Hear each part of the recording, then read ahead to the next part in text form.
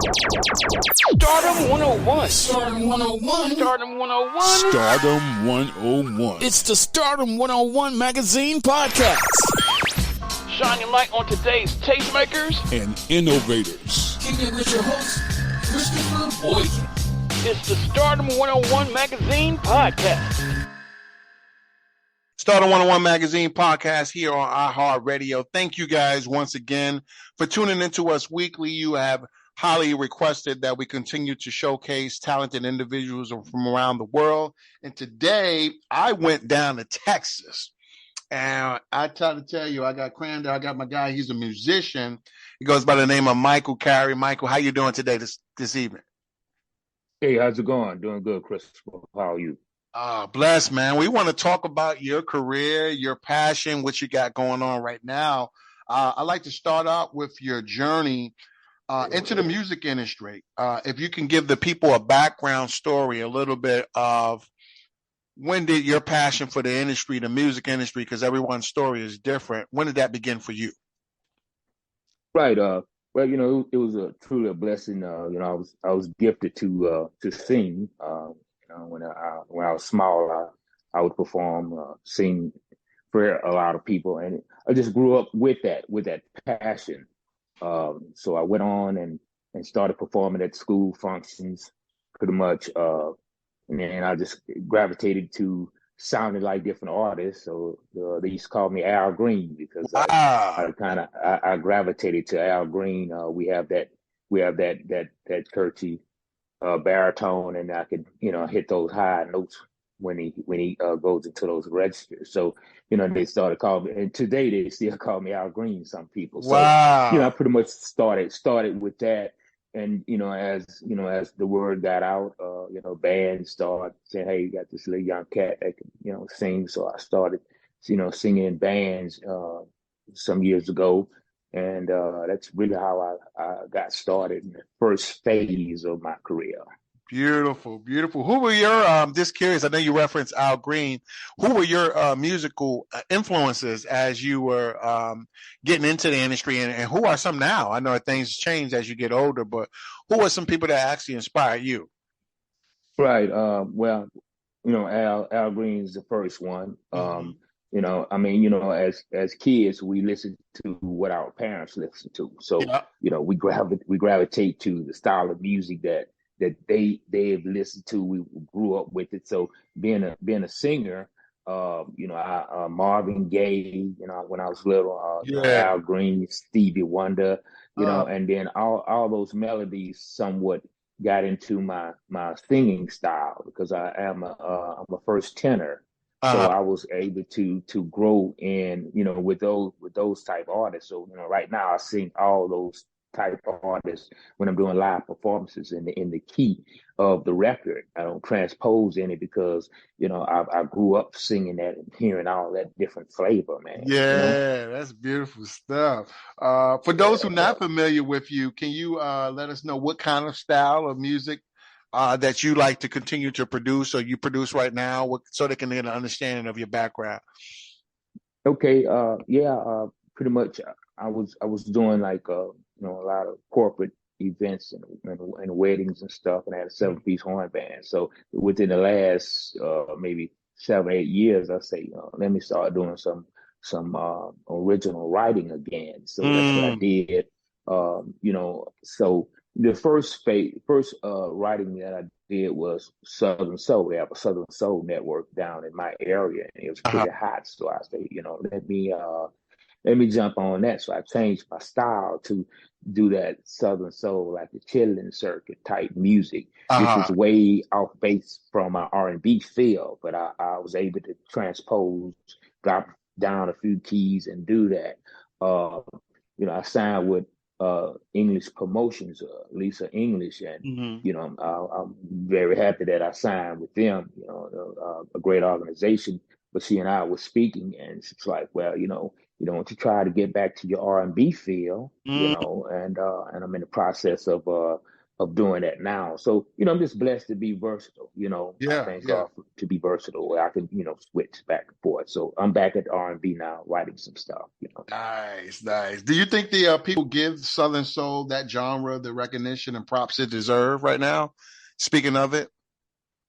Well, they don't, and I signed a major distribution deal with In Grooves Universal Uh-huh. about 6 months ago, and you speak to people in the industry, and I won't let the cat out of the bag on why they could be a lot larger than what they are, but Mm, they're coming. They're coming. I think if they would give other artists opportunities to grow the brands, the R&B have tons of artists, and you need to grow your brand other than just 5 to 6 or 7 artists. But mhm. when you have promoters that actually making money off those 5 artists, they're not looking to expand. But in order to get the BETs and American Music Awards and all those, in order to be recognized in at the top tier award shows or whatever, you have to expand, I see. have a different variety of artists.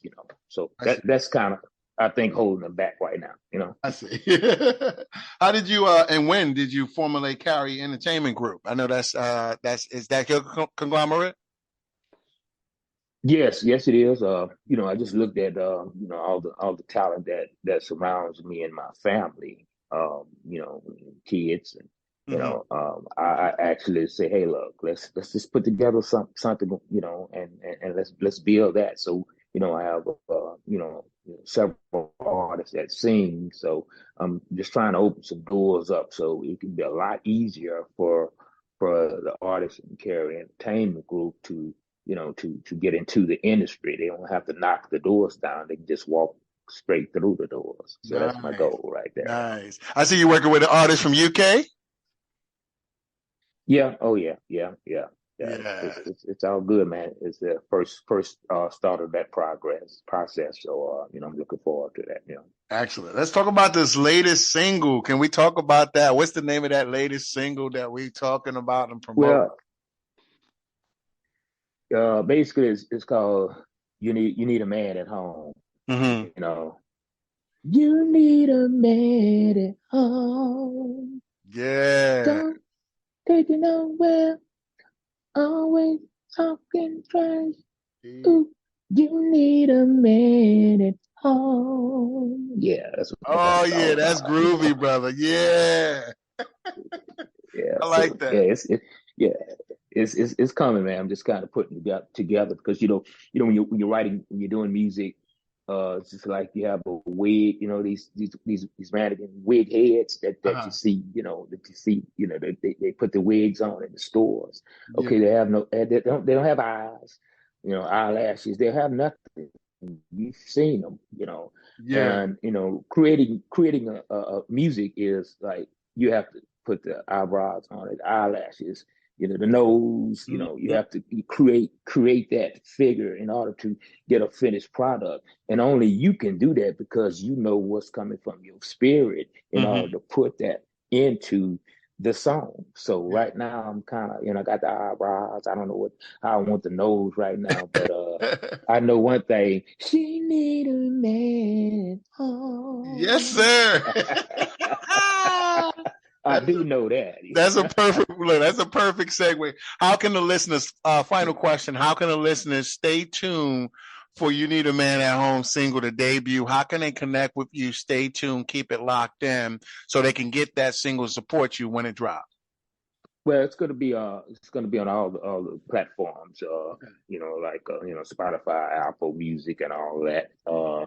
You can reach me at Michael underscore Ingrooves on Instagram. Mhm. Um, and at a costly rush on Facebook. That's Mhm. that's pretty much where you can reach me at on those two handles right there. There we go. I appreciate it, Michael. Any last thing or final words you want to give to your supporters or any public thank yous to your team, your supporters, your family members as we conclude this episode, just to let them know that they appreciate it. I think it's important that we let our people know in our team because it takes a village and there's some people in the background not getting recognized. But anybody you want to recognize right now? Yeah, to everyone that actually, play a vital role in my success. A lot of times your family may not say anything, but when they come out to the shows, even if they don't want to come out to the shows, they may be playing on their phone until I sing their favorite song that they like to play, but they come out and support. I think that's very important to nurture. Of the career of anyone's career, getting the support. I always think, the opportunity to, getting together with English Promotions, Lisa English, it's a great opportunity. She's gonna help me, go to the next level. Yeah. As a matter of fact, that's how I'm talking to you right now. So, Mm. much, and I'll give a shout out and just to all the artists that, just don't give up. Just keep going, and I think I'm your customer, you're my customer. Yeah. Each musician, each other, we are our customers. So we have to help each other and give them customer service and in the form of any support that we can give. Perfect segue, Michael. We appreciate you, God. And listeners, if y'all listening, tuning in, all of his show notes, episodes, social media links that he referenced will actually be in this episode show notes, so you guys can click it, search it, support it.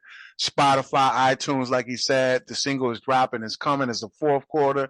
And brother, I can't wait for it because you already gave us a pre-sequel of The Voice already. Yes, sir. You ain't even had to do that. Man, that's that Al Green, right? That's that soul. Yes, sir.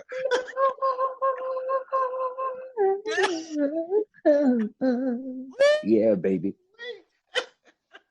On a Sunday too, ain't it? Beautiful. First day of the week, the Lord's Day. I love it. That's what I'm talking about. Michael, I appreciate you, brother. You take care. We'll be in contact with you.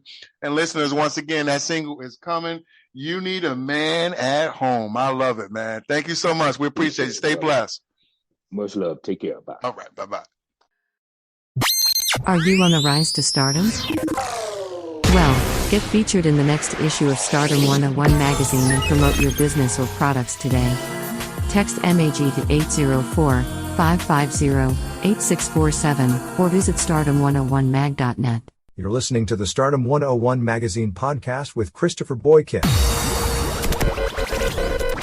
Be sure to subscribe and download this episode, and continue to listen to Stardom on iHeartRadio or wherever you get your podcasts.